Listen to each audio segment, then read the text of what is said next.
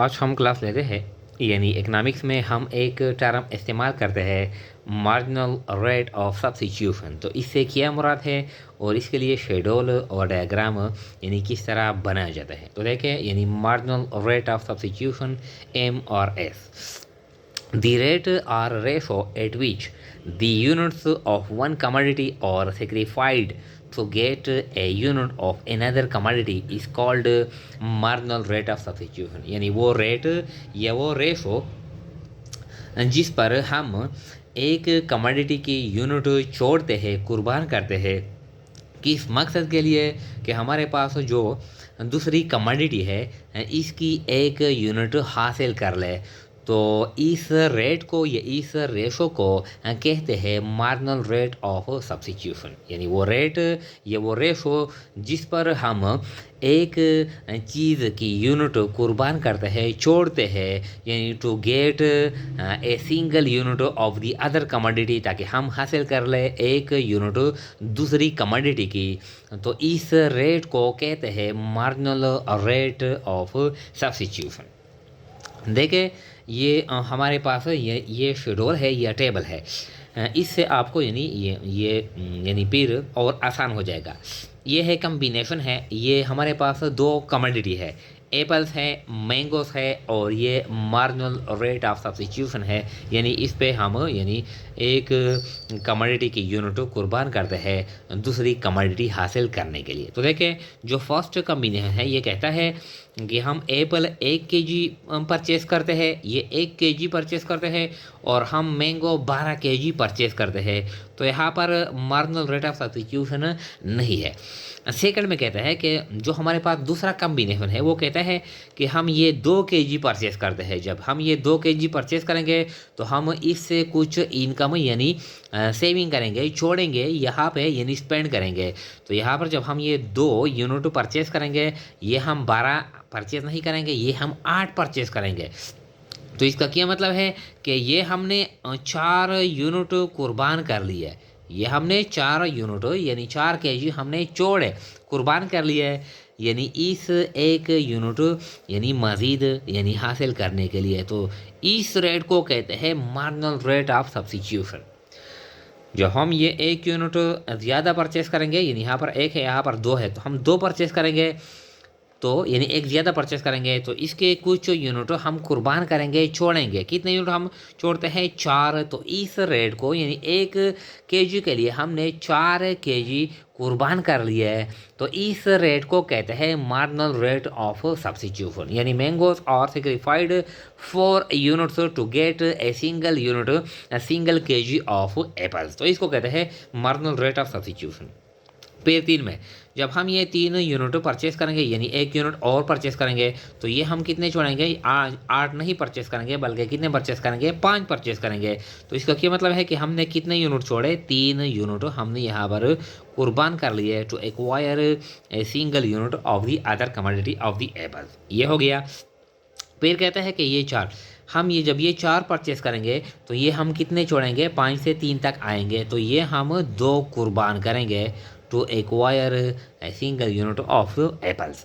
यानी फिर कहता है कि अगर हम 5 कम्बिनेशन में हम ये 5 केजी परचेस करते हैं, तो ये हम 3 नहीं कितने परचेस करेंगे? 2। तो 3 से जब हम 2 तक आते हैं तो हम 1 यानी केजी कुर्बान करते हैं टू एक्वायर यानी 1 केजी ऑफ एप्पल्स। तो इस रेट को या इस रेशो को कहते हैं मार्जिनल रेट ऑफ सब्स्टिट्यूशन। अब जो डायग्राम है, डायग्राम हम किस तरह बनाते हैं? देखें ये एक्स एक्सिस है, ये हॉरिजॉन्टल लाइन है, ये वाई एक्सिस है, ये यानी वर्टिकल लाइन है। तो इस एक्स एक्सिस पे हम एक यानी कमोडिटी मेजर करते हैं, यानी एप्पल हम मेजर करते हैं, और इस पे हम मैंगो मेजर करते हैं।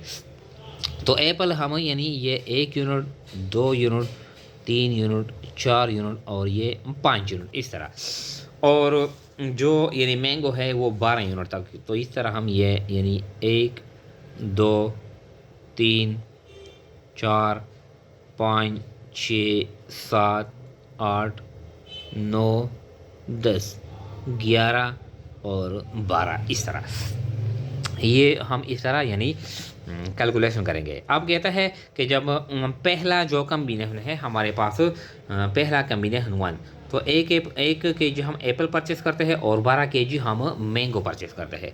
तो ये एक ये है और ये 12 ये है। तो इस तरह हम ये डॉट लगाते हैं, इस तरह ऊपर से हम यहाँ आते हैं, नीचे आता है,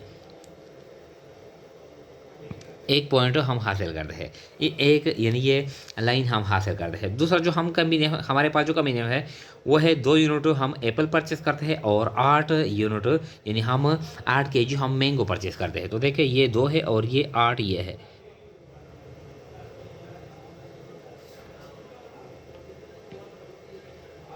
इस तरह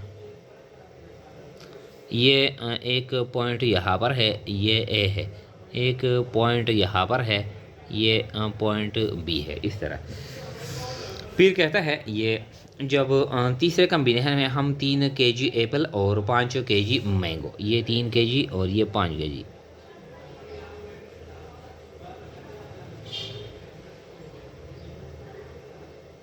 इस तरह ये एक पॉइंट यहाँ पर है सी। इस तरह फिर जो हमारे पास चौथा कम्बिनेशन है यानी 4 के जी एप्पल और 3 के जी मैंगो, तो ये यानी 3 के जी मैंगो है और 4 के जी एप्पल है,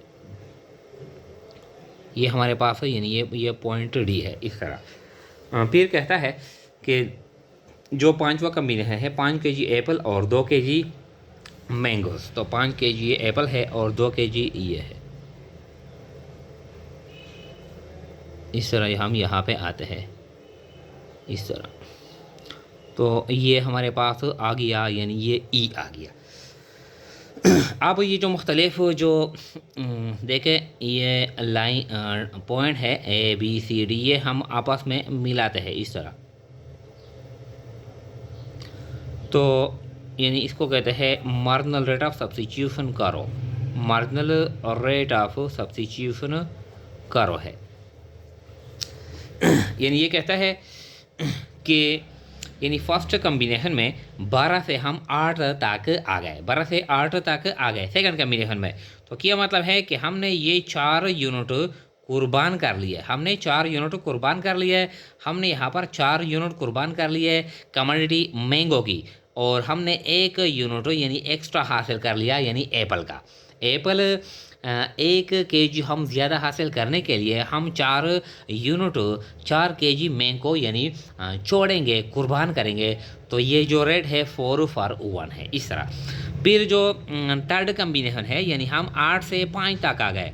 तो जब 8 से 5 तक आ गए कि मतलब है कि हमने यहाँ पर 3 के जी छोड़े टू गेट 1 यानी एक्स्ट्रा के जी ऑफ एप्पल। यहाँ पर हम तो यहाँ पर जो रेट है वो 3:1 है, यानी 3 for 1। इस तरह फिर जो कम्बिनेशन है 5 से हम 3 तक आ गए, यानी यहाँ से हम ये 3 तक आ गए, 3 तक। तो हमने यहाँ पर यानी 2 के जी छोड़े यानी टू एक्वायर 1 एडिशनल के जी ऑफ एप्पल। इस तरह फिर यहाँ पर 3 से हम 2 तक आ गए, यानी ये जो रेट है ये हमने यानी 302 तक हमने 1 के जी यहाँ छोड़ा और यानी और हमने 1 के जी यानी एप्पल ज़्यादा परचेज कर दिया। तो ये जो रेशो है, ये जो रेट है, इस रेट को इकनॉमिक्स में कहते हैं मार्जिनल रेट ऑफ सब्स्टिट्यूशन। अब ये जो मुख्तलिफ जो पॉइंट है इससे जो यानी करो बनता है, तो इस करो को कहते हैं मार्जिनल रेट ऑफ सब्स्टिट्यूशन करो।